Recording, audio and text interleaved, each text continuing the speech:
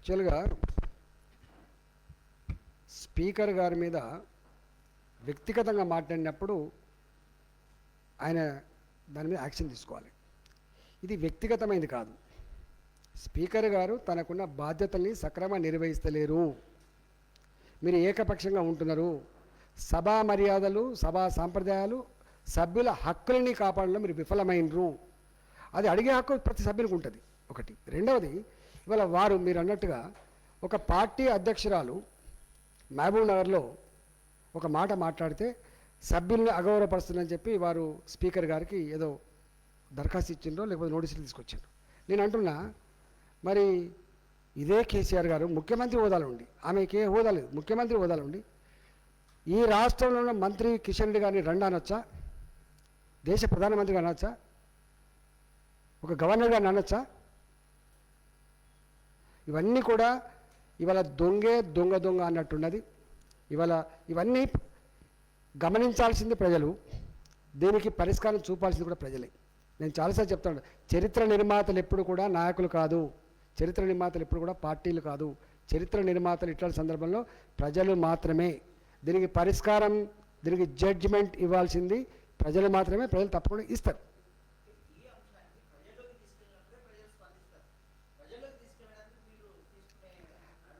తప్పకుండా రెండే ఉంటాయండి.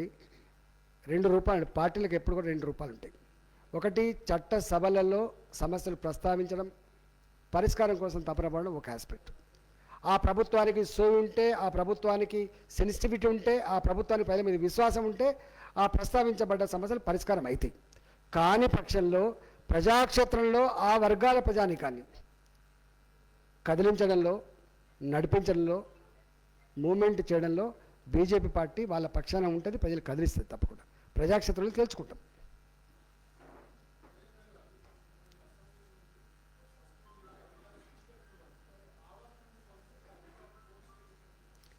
ఎగ్జాక్ట్లీ 100 అది కరెక్ట్ ప్రశ్న. నేను 20 ఏళ్ళు సభలో ఉన్నా, కానీ ఎన్నడూ కూడా పోలీస్ వెహికల్స్, పోలీసు వాహనాలు శాసనసభ ప్రాంగణంలో ఉండవు. ఏదైనా ఆఫీసర్లు వస్తే దించిపోతే కావచ్చు, ఆఫీసర్ల కోసం వచ్చిన వెహికల్స్ ఉంటాయి. కానీ అరెస్ట్ చేసే అధికారం కానీ, అరెస్ట్ చేస్తున్నప్పుడు పోలీస్ దాంట్లో వేసేటువంటి అధికారం కానీ లేదు. దీంట్లో ఎంత అన్యాయం అంటే, నన్ను సస్పెండ్ చేసిన తర్వాత నా ఫస్ట్ ప్రోగ్రామ్ ఏముంటుంది, మీడియా పాయింట్ దగ్గర పోయి మాట్లాడాలి. నన్ను మీడియా పాయింట్ దగ్గర పోనివ్వలేదు. రెండోది ఏముంటుంది, గాంధీ విగ్రహం ఉంటుంది అక్కడ, గాంధీ విగ్రహం దగ్గర నిరసన చెప్పే కార్యక్రమం పెట్టుకోవాలి. మేము అంతకుముందు చేసే పని చెప్తున్నాం. మెట్ల దగ్గర కూర్చొని నిరసన చెప్పడమో, లేదా అమరవీరుల స్తూపం దగ్గర నిరసన చెప్పడమో చేయాలి. ఇవి 3 అలవ్ చేయకుండా కనీసం నా పార్టీ ఆఫీస్కి వచ్చి ప్రెస్ మీట్ పెట్టుకునే వెసులుబాటు ఉండాలి. పార్టీ ఆఫీస్ కూడా తీసుకురాకుండా ఇవాళ ఇది అత్యంత దుర్మార్గమైన. అందుకే అంటున్నా, ప్రజాస్వామ్యాన్ని కూని చేసిన వాళ్ళు, ఇవాళ మా హక్కులు కాలరాచిన వాళ్ళు, ఇవాళ ముఖ్యమంత్రి గారు చెప్తే అమలు చేసినటువంటి స్పీకర్ గారిదే అవుతుంది. ఇవాళ ఉల్లంఘనకు పాల్పడ్డ వాళ్ళు ఇలా ముఖ్యమంత్రి గారి ద్వారా స్పీకర్ గారు చేసారు. దీన్ని గమనించమని చెప్పి కోరుతున్నా. ఇది ఇలా నా ఒక్కరిని జరగవచ్చు. ఇది ఎప్పుడు లేదు. ఈ అసెంబ్లీ చరిత్రలో ఎప్పుడు కూడా పోలీసులు ఎంటర్ అయ్యి మార్షల్స్ ఎత్తుకొచ్చి బయట ఎత్తారు తప్ప, మార్షల్సే మళ్ళీ గేట్ వైపు దాకా పంపిస్తారు తప్ప ఎన్నడూ పోలీసులు ఇంటర్ఫేర్ కారు. అంతకుముందు మన బడ్జెట్ సమావేశాలప్పుడు కూడా సేమ్ మమ్మల్ని 3 ఎమ్మెల్యేలని 2 వ్యాన్లలో ఎక్కించుకొని బొల్లారం పోలీస్ స్టేషన్లో పెట్టిండ్రు. మళ్ళీ ఇవాళ కూడా అదే పని చేసిండ్రు. మరి ఇంటికాడ వదిలిపెట్టిన తర్వాత హౌస్ అరెస్ట్ ఎందుకు చేసిందో అర్థం కావట్లేదు. ఎక్కడ లేదు. ఇట్లా సస్పెండ్ చేసిన తర్వాత బయటకు వచ్చి ఇవన్నీ చేస్తారు. అంటే కేసీఆర్ దయాలు వేదాలను వల్లించినట్టుగా ప్రజాస్వామ్యం గురించి మాట్లాడతాడు, హక్కుల గురించి మాట్లాడతాడు, చట్టసభల ఔన్నత్యం గురించి మాట్లాడతాడు, పుచ్చలపై సుందరయ్య, తరిమల నాగిరెడ్డి గారి గురించి మాట్లాడతాడు. తన సభలో భారతీయ జనతా పార్టీ శాసనసభ్యులు లేవనెత్తే సమస్యలు ఎదుర్కొనే దమ్ము లేక, సమాధానం చెప్పే సత్తా లేక వాళ్ళు దద్దమలై మమ్మల్ని బయటికి పంపుతున్నారు. గుర్తుపెట్టుకోండి. ఇవాళ బడ్జెట్ మీద నిన్న యాక్చువల్గా బడ్జెట్ మీద ఉండే నా మొత్తం సబ్జెక్ట్, నేను పాత ఫైనాన్స్ మంత్రి, నేను వీళ్ళ మొత్తం ఏం జరిగిందో నా లెక్క ఉంది. అవన్నీ బయటకు వస్తాయి. ఈటల రాజేంద్ర కనుక లోపలికి వస్తే ఆయన మాట్లాడి మొదలు పెడితే ఆయన చెప్పే వాటికి సమాధానం చెప్పే దమ్ము వాళ్ళకి లేదు. అందుకని వచ్చేది. అందుకనే హుజరాబాద్ ఎన్నికల్లో ఏం చేసిండు, వీని ముఖం అసెంబ్లీలో కనబడద్దు, మా ప్రజలు దయదలిచి మా బిడ్డడు ఉండాలని చెప్పి పంపించిండ్రు. పంపించిన తర్వాత కూడా మీరు పంపిస్తే నేను తీసుకుంటున్నా బిడ్డ, నేను ఇక్కడ చెండ శాసనం లెక్క ఉన్నా, నాకు ఈ ప్రజాస్వామ్యము, ఈ స్పీకర్లు, ఈ చట్టాలు మాకు పనిచేయవు, నేను చెప్పిందే వేదం అని చెప్పి నన్ను బయట వస్తాడు. సంవత్సర కాలం అవుతుందండి. ఒక శాసనసభ్యుడిగా గెలిచి గంత అనుభవం కలిగి ఉండి దాన్ని బాధ్యత నిర్వహించి ఒక 20 సంవత్సరాల తర్వాత ఇవాళ గిట్లాంటి పరిస్థితి వస్తుందని చెప్పి నేను ఎక్స్పెక్ట్ చేయలేదు.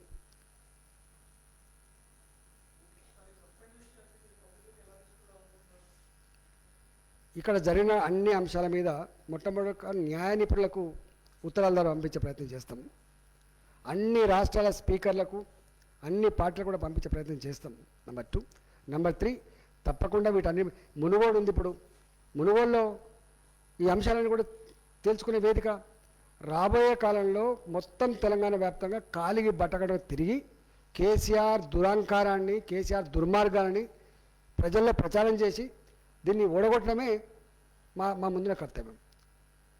ఎప్పుడైనా కూడా సభల్లో తేల్చుకునే అవకాశం రాకపోతే తేల్చుకోవాల్సిన ప్రజాక్షేత్రాలు కదా.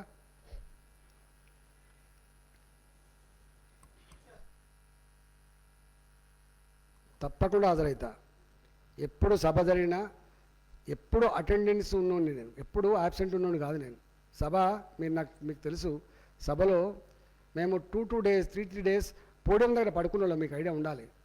ఆనాడు ఈఆర్టీ ముఖ్యమంత్రి లాగా కనుక ఆనాటి ముఖ్యమంత్రి వ్యవహరించి ఉంటే, ఇవాల్టి స్పీకర్ లాగా ఆనాటి స్పీకర్ కనుక ఉండి ఉంటే మేము బెంచ్లు ఎక్కటోళ్ళం కాదు, పుస్తకాల స్పీకర్ల మీద ఇరిచేసేటోళ్ళం కాదు, గవర్నర్లకు కూర్చొని లాగేసేటోళ్ళం కాదు, 3 రోజులు 4 రోజులు పోడియం దగ్గర ఉండేటోళ్ళం కాదు. మీకు తెలుసు ఎన్ని రోజులు ఏం జరిగిందో. ఆనాడు ఆయనకు మరి అవన్నీ గొప్ప అనిపించినాయి. ఇవాళ లేచి నిలబడితేనే ఆయనకు నడుస్తలేదు. ఆయన ఒక చక్రవర్తి, ఆయన ఒక రాజు. మరి దాన్ని అంతా సభ్యులు నిన్న నన్ను హేళన చేస్తున్నాడు. సభ్యులు పట్టుకొని 20 ఏళ్ళ శాసనసభలు పట్టుకొని నన్ను హేళన చేస్తున్నాడు. తల్లిపాలు తాగి రొమ్ము కుదిరం అంటాడు ఒక ఆయన. రొమ్ము కుదిరాడు కేసీఆర్. నేను మంత్రికి రాజీనామా చేసిన, నన్ను మంత్రివర్గం నుంచి ఎలగొట్టిండు కేసీఆర్. 20 సంవత్సరాల తర్వాత అకారణంగా దుర్మార్గంగా నన్ను బయటకు వెళ్ళగొట్టిండు. నేను ఎమ్మెల్యే పదవికి రాజీనామా చేయలే. వాస్తవంగా నన్ను ఎమ్మెల్యే పదవి రాజీనామా చేయాలని చెప్పింది, డిమాండ్ చేసింది టీఆర్ఎస్ పార్టీ మంత్రులు, ఎమ్మెల్యేలు. తెలంగాణ భవన్లో ప్రెస్ మీట్ పెట్టి చెప్పిండు. మనకు ఆ మెదడు పనిచేసేటట్టున్నది. వాళ్ళకు ద్రోహం చేసింది కేసీఆర్ అనే విషయం అర్థమైతేనట్టున్నది. ద్రోహం చేసింది కేసీఆర్, బయటకు వెళ్ళకొట్టింది కేసీఆర్, తల్లి పాలు తాగి రొమ్ము గుద్దునోడు కేసీఆర్. ఇవాళ అంబేద్కర్ గురించి మాట్లాడుతున్నాడు చూస్తున్నా. నీకు ఉందా హక్కు? అంబేద్కర్ గురించి మాట్లాడుతుంటే వీళ్ళు ఆహా ఓ అంటున్నారు. సిగ్గుందా మీకు అంటున్నాను మీకు. ఇదే అంబేద్కర్ గారు రాజ్యాంగం ఇలా పనికిరాదు, దీన్ని మార్చాలని చెప్పినాడు ఎవరు? ఇదే అంబేద్కర్ గారు 125 ఫీట్ల విగ్రహాన్ని పెట్టాలని చెప్పి దాన్ని చైనాకు పంపించి అమలు కాకుండా చూసినాడు ఎవరు?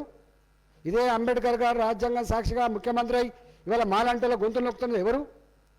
నీకు ఉందా? ఇదే రాజ్యాంగం సాక్షిగా ఇలా గవర్నర్ గారు నిన్ను ప్రమాణ స్వీకారం చేస్తే నిన్ను అధికారం రావడానికి ఆయన వారు రాజ్యాంగబద్ధంగా మిమ్మల్ని చూసుకుంటే ఆ గవర్నర్ గారిని అవమానపరుస్తున్నావు, ఒక మహిళని కూడా చూడకుండా. అంటే నీకు ఆ బీసీ బిడ్డలు అంటే, ఒక మహిళ అంటే మీకు గింత చులకనా? మీకు గింత అహంకారమా? మీకు గిదేనా మర్యాద? నీకు ముఖ్యమంత్రి గారు గౌరవం కోరుకుంటున్నావు కదా, గవర్నర్ గౌరవం కోరుకోరా? నేను అడుగుతున్నా స్పీకర్ గారు కూడా. స్పీకర్ గారికి కూడా ఎన్ని అవమానాలు జరిగినా నాకు ఎరక. ప్రగతి భవన్ పోతే ఎందుకు వచ్చామని మన సందర్భంగా ఉన్నాయి, గుర్తుపెట్టుకోండి. ఇవాళ మాట్లాడాలని బయటపెడితే మంచిగా ఉండదు. ఇవాళ స్పీకర్ గారు గొప్పగా ఉన్నా అనుకుంటాడు. మొన్న నిజామాబాద్లో ఏం అవమానం జరిగిందో స్పీకర్ గారికి మీ మీడియా అంతా చూసిండ్రు. ఆ జిల్లా మంత్రి పట్టుకొని స్పీకర్ గారు వయసును కూడా గౌరవించకుండా స్పీకర్ గారిని క్షణక్షణం అవమానపరుస్తున్నాడు కేసీఆర్. స్పీకర్ని అడ్డం పెట్టుకొని ఆయనను పాపం బదనాం చేస్తున్నది కేసీఆర్ గారు, అపహాస్యం చేస్తున్నది కేసీఆర్ గారు, ఆ చేరు విలువను తగ్గిస్తున్నది కేసీఆర్ గారు. హాయ్ ఫ్రెండ్స్, మా టుడే టుమారో యూట్యూబ్ ఛానల్ చూస్తున్నందుకు చాలా థ్యాంక్స్. మరిన్ని లేటెస్ట్ వీడియోస్ కోసం వెంటనే సబ్స్క్రైబ్ చేయండి. అలాగే ఈ బెల్ని కూడా రింగ్ చేసేయండి. మా నోటిఫికేషన్స్ అన్ని మీ మొబైల్లో వస్తాయి. అలాగే మా వీడియోస్ మీకు నచ్చితే లైక్ చేయండి, షేర్ చేయండి, నచ్చకపోతే కామెంట్ చేయండి.